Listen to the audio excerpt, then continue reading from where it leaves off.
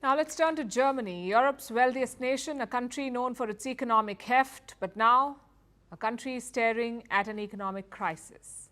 Last year's report is out. The numbers have been crunched and it doesn't look good for Germany. The economy has contracted by 0.3%. It means the GDP has fallen over the last year. And the bad news does not end there. Reports say that this year things may not improve. 2024 could be another recession year for Germany, making it back-to-back years of negative growth for the first time since 2002-2003. In other words, these could be the worst years for the German economy in more than 2 decades. So how did it come to this?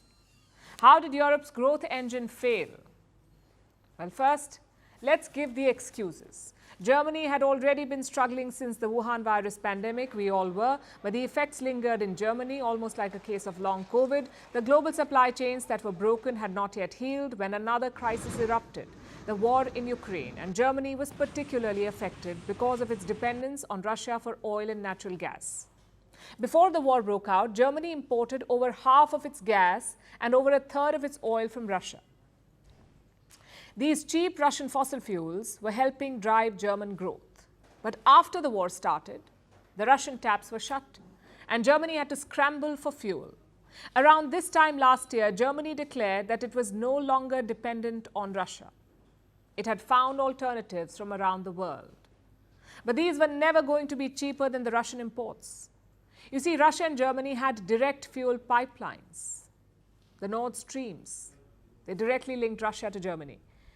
Whatever Germany imports now will cost more than that arrangement. And that means Germans have to pay more, all Germans. Therefore, you have energy inflation, a cost of living crisis, and Germans trying to save more and consume less. And all of it reflects in the data. Last year, household consumption in Germany went down by 0.7%. And it wasn't just households tightening their purse strings. The German government took a cutback too. Government expenditure fell by 1.7%. And all this is reflected in Germany's falling GDP. It's a domino effect. And it won't end here. The next domino is already tumbling, as shown by the ongoing farmer and rail protest. Their fuel subsidies have been cut, so German farmers are protesting. They say growing crops is now unsustainable. But the government is not budging. I can't promise you more state aid from the federal budget today, but we can fight together for you to enjoy more freedom and respect for your work.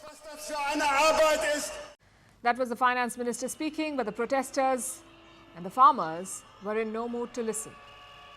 They were heard booing and jeering. But the minister cannot promise aid when the state coffers are running dry. That's why the government has cut spending by 1.7%. And why they're trying to cut the subsidy for farmers.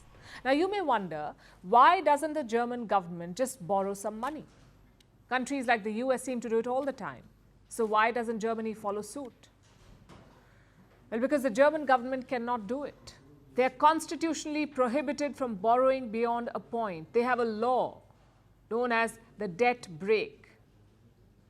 And this law stops both the central and state governments from taking extra loans. It's the only big economy with such a stringent borrowing limit, and that's partially why it was the worst performing big economy last year. Unlike everyone else, Germany cannot bail itself out of trouble. So these were Germany's excuses for the poor economic performance in 2023. They may convince some people, but they're not working on German farmers or railway staff, and they're really not working for Germany's image. The country has been known for one thing over the last few decades, and that's economic growth. It's been Europe's leading light, its biggest economy, its growth engine.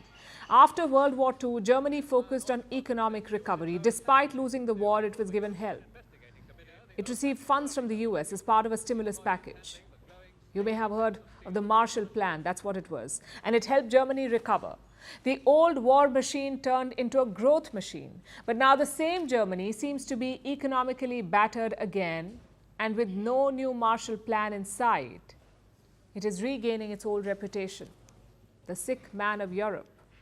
The question is, will someone step in to save the sick man, or will it spend the next few years coughing, wheezing and struggling to recover?